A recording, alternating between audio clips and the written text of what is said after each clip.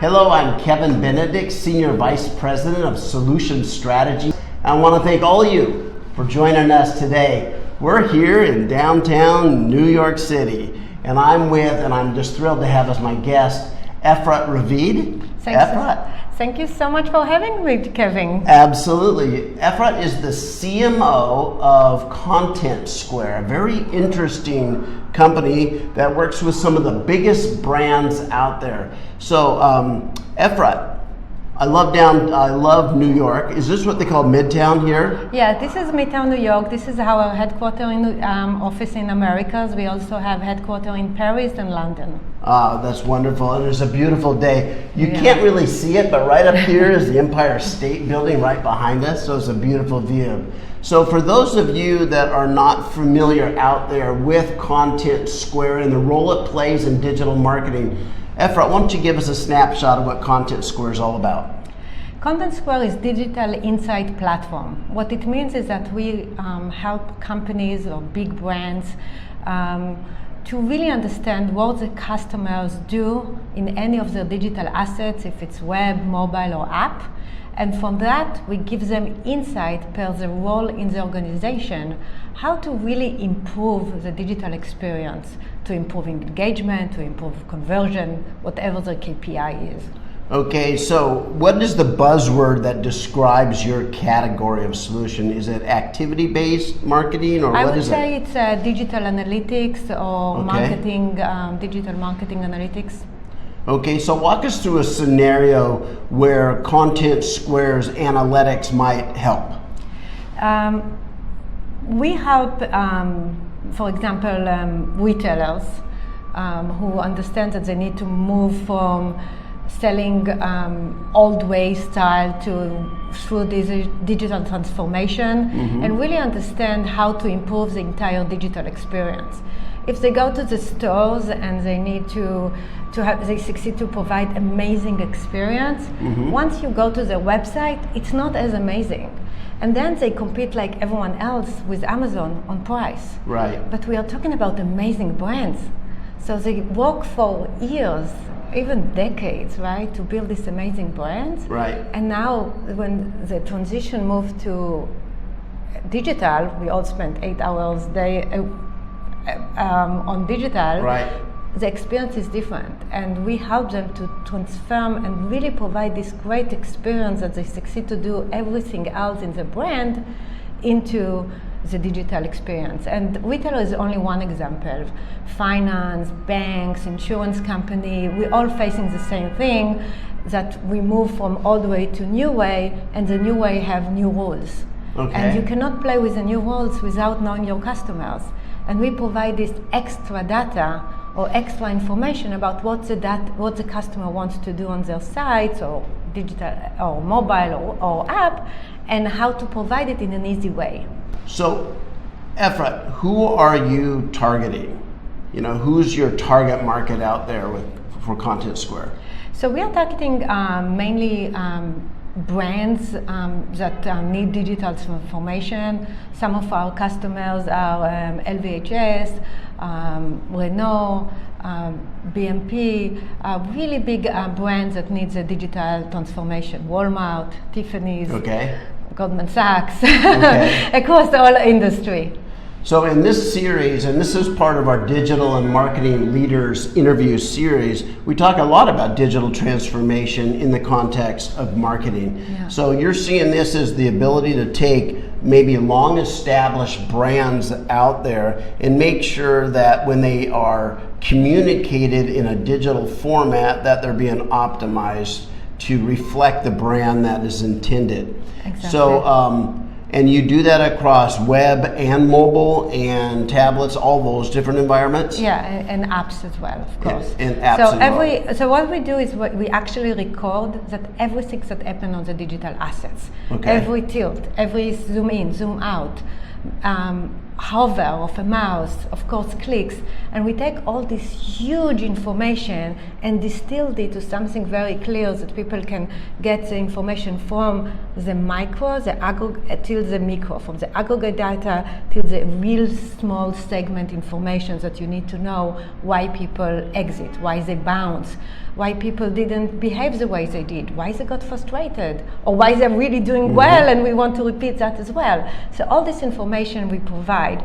And then with our artificial intelligence, we have a new, I would call it functionality, which we call it user experience performance tool or center, that per your role in the organization, we tell you this is the issue, this is how we find the issue, and this is what you need to do in order to fix it.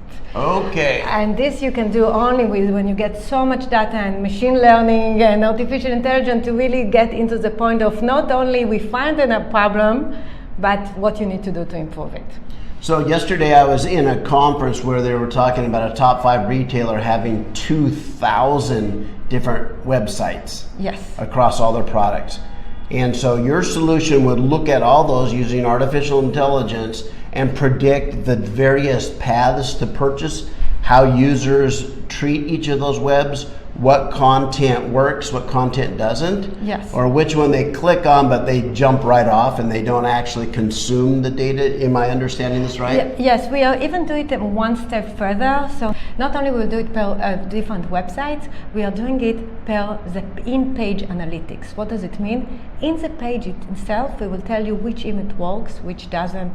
In the form, we will tell you this actually question really frustrate people, and the way we know that is because the same form people will click 5 times or get some struggle, and there is no other way you would know that people struggle on this field specifically unless you use our product. So you talk about artificial intelligence being able to consume and review and analyze all that, but on the automation side, does it actually give you suggestions on what to do about it, or does it just give you data? It will give you ideas of how to do it, what to know. So without testing, it's all opinion. Right. So it will give you some ideas of what we think is the main problem and how to solve it, but it usually gives you a hypothesis, and you will need to test it in order to see that works. What I love about digital, and this is why I love my job, is everything is an opinion unless you actually test it. And I'm doing a position of CMO for over a decade, and I always learned that I make so many mistakes unless I actually see it myself and learn. And it's really interesting in how easy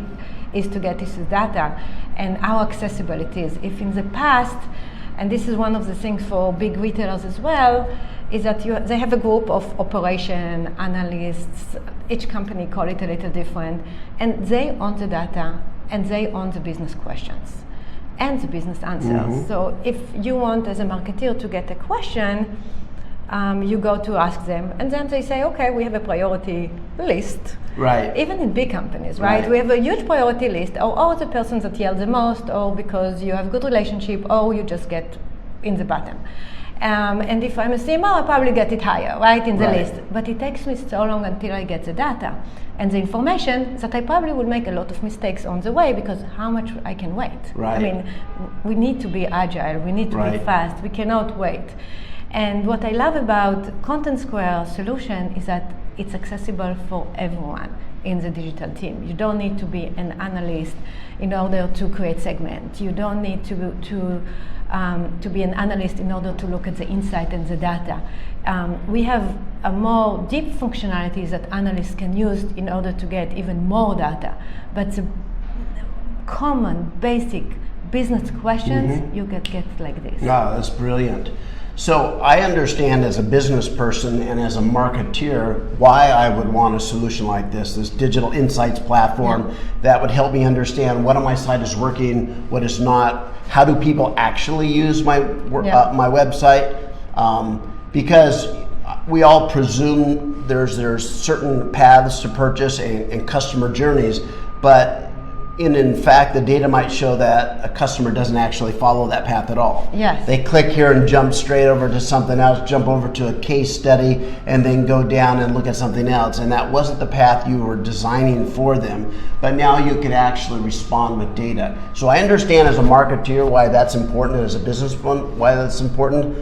How might the end customer see an improved experience as a result of a company using your platform? So it really depends on the customer KPI. So I will use a basic KPI, which is conversion.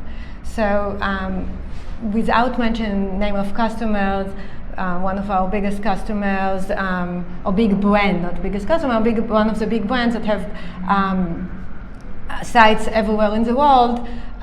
What they did localization or translation. They took the same site and translated in different languages, and they find out with ContentSquare that Germany digitally behave completely different than America. Interesting. So, for example, when they do the checkout, the first thing they look at is terms of condition, of course. And the people that couldn't find the terms of condition because we usually hide it, bounce.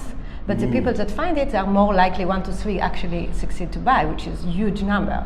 And in the US, no one ever look at this data, right? Terms of condition, so you really hide it. And you need to present the data completely different. We have another brand really known in the jewelry industry that one of the things is that the images were so heavy because they're so beautiful, they're so heavy that people in mobile just bounce. Although the experience was amazing once they saw it, they just couldn't see it. We have another brand that really focus on Z generation, and we find with them, we do a lot of research and data about Z generation because they are, unlike us, they were born with mobile in their hand, right, while breastfeeding, when the mom breastfeeded them. So what is really interesting with them is that if we don't react really fast for what they want, they bounce really fast. But if you react to what they want really quickly and provide them only the information they want, and you can see it very easy with our solution. So that's the tie-in back to personalization and context. Exactly. If you can personalize the experience, and you know they're a Generation Z, then you make sure the experience changes for them, and it's a different kind of experience for them. Absolutely. Brilliant. And if they're German and Generation Z, then a lot of detail and fast. Absolutely. So let's switch from kind of a focus on the ContentSquare value proposition, and let's talk about you. Okay. And your job as CMO. You've been a CMO for over a decade. How is being a CMO here at ContentSquare different from your previous positions? So I would say that it's CMO on steroids. It means that everything is really fast. We have the right product on the right time. I mean, people really need our product in order to strive and survive.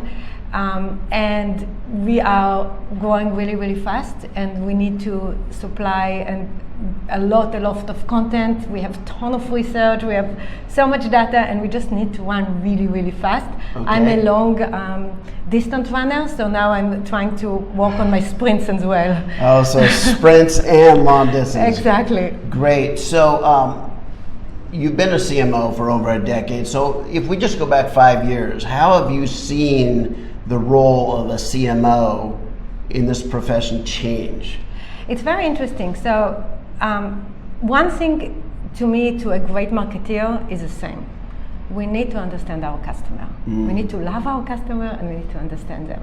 And now we have much more tools and data to do that. ContentSquare is one example. There are other tools that I use in addition to ContentSquare to listen to how they do emails, to listen to them, but really digital listen to our customers. That's a number one. Number two, everything is too much. There are 6,000 digital solution out there. There is so many emails that we get, thousands of emails that we get every day. Everything is too much. And to do great marketing right now, you need to be very creative. So I hire a really amazing creative team. I'm very lucky to have a really, really amazing creative team. And every day they come with a great idea. Some work, some don't. We just let them run and see what stick with a lot of, and we can see what stick really, really quick. So marketing content, let's talk about how that's also evolved. In in years past, maybe a 20-page white paper was the way of convincing somebody if they would read all the stats that your product was the best. Yeah. Today that might be, behaviors might be different. Talk to me about how you've seen behaviors with specifically content that's focused on marketing. Yeah, so it's very interesting. So we all understand that content is a king or queen Yes. of the kingdom, and now it's all about relevant content, but it's more than that. It's about content that provide you value right now. Mm-hmm. And you don't have time to read, but you are with your mobile all the time. So we need a very easy way to consume content. We need everything to be very short. We need everything to be very visual. And we need it to add value. And we need to be different because there's so much content out there. How can you make sure that you provide the right content to the right person at the right time when they need it? Mm-hmm. So that's a lot of art and science. Oh, absolutely. So does that lean toward small videos? Does that lean toward podcasts? I mean, where are the trends? So it's small videos, it's small images, it's small cartoons. It's Optimized for blogs, a mobile app. Optimized for mobile maps. It's blogs. What really interesting our customers to hear other customers. So I'm a B2B marketer. They want to hear B2C marketer, another CMO from another company. So we do a lot of sessions like that. Mm-hmm. We do a lot of meetings with them and with the content. And what we really like to do, which we find very successful, is research on real data. So for example, our Z generation information, it's very unique because only we can get this type of information. Right. We did another one about gifting for Valentine's Day, what is the most romantic country, and this is really interesting to see. So let me ask you right now, who do you think, which country is the most romantic? Think about it. Okay. So it's really interesting. So the US spend on gifts in average much more than any country, even France. Man, we're so romantic. We are very romantic, but what we spend is different. So if in France it's more about jewelry and flowers and wine, in the US could be something else, but in general the US is much more creative about gifting than other countries. Okay, so fascinating there. So let's look forward now. How do you've talked to us about how you've seen the market evolve over the last 5 years. Where do you think it's going over the next 3? It's actually, I'm very optimistic. Because all the things we don't like to do as people, which is repetitive, do something many times, right, or look at data, and all the things that we don't want to do, our artificial intelligent bots will be able to do for us. And I'm very optimistic that we will be able to focus on what human beings are very good at: understand their customer, understand emotion, understand how people behave, and be creative. And all the other things machines will do, which I love. Oh yes, that's brilliant. And as CMOs, their area of responsibility is dramatically increasing because so much of the content is digital. All the interaction points are increasingly digital, and so it seems like the CMO is in part of all of that, right? Marketing is everything. It's all about understand your customer and react to it. So and you will need, in fact, automation and artificial intelligence and machine learning to help manage the sheer volume of digital content. I agree. Okay, well, I want to thank you so much, Efrat, for sharing with us, and I want to thank all of you for staying with us. Enjoy. Thank you. Bye-bye.